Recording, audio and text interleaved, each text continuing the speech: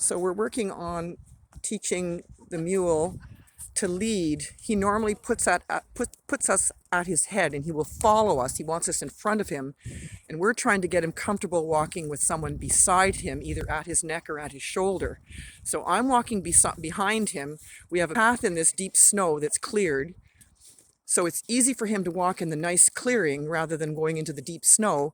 And with me following, I'm kind of chasing him. So I'm keeping him up with the handler. Otherwise, he just wants to put her back in front of him and he'll slow down and lag, and then you got to pull him to get him to go forward. So he's just learning that having someone beside him is not the end of the world. So now he's going into the deep snow to kind of avoid, because she got a little bit back by the shoulder and he's not comfortable with that. But with me chasing him, he keeps walking because he wants to avoid me. So it's a nice little motivator to keep him walking with her. If I stop walking, she will have to pull him. Actually, I'm going to just do that. I'll stop walking and see how much, because we've been doing this for a little while, and see if he can figure out to keep going. And he is. This is good, but he's still putting her back more close to, he's putting her close to his head again. So I'm going to come up behind again.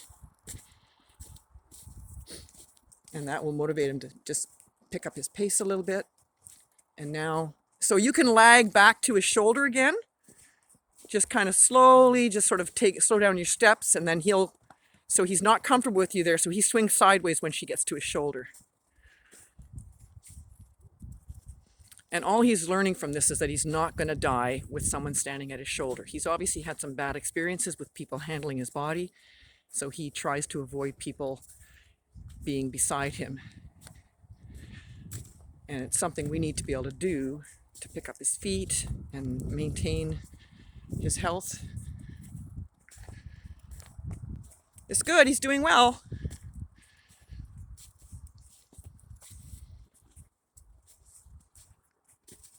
Very nice, very nice. So he didn't swing too far there. So the nice thing about the deep snow is that he's not really motivated to go into it unless he really has to. He chooses to walk the easy path, but when he gets a little overwhelmed, he'll step sideways into the deep snow. And the deep snow is work, so he would rather not work if he doesn't have to.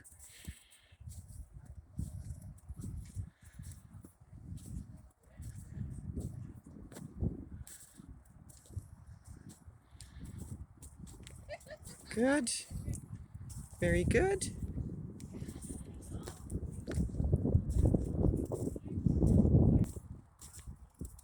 So he's sideways again. He's getting a little uncomfortable.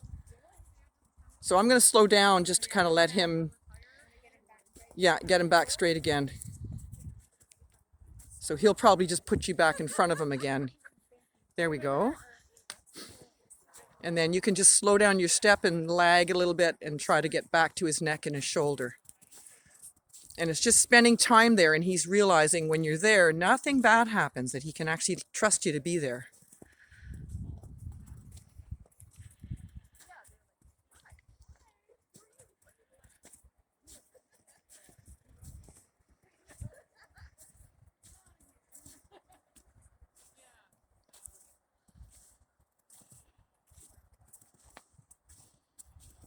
Good. So we're going to continue working on this and getting this to improve as he gets more and more comfortable with being handled. So we've been at it for a little while. See if there's improvement. We gave him a little mental break as well. We're gonna go get chicken food.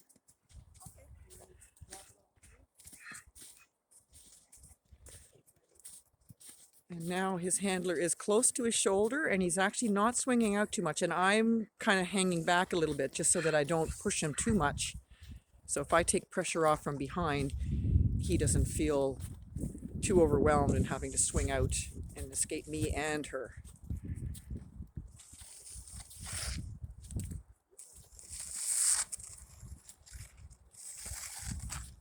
So try and swing back to his shoulder again.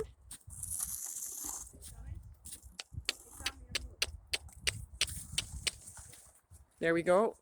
So you're closer now. You're sort of at his neck, right? There we go. Now you're more at his shoulder, and he's sort of stepped into the snow a little bit.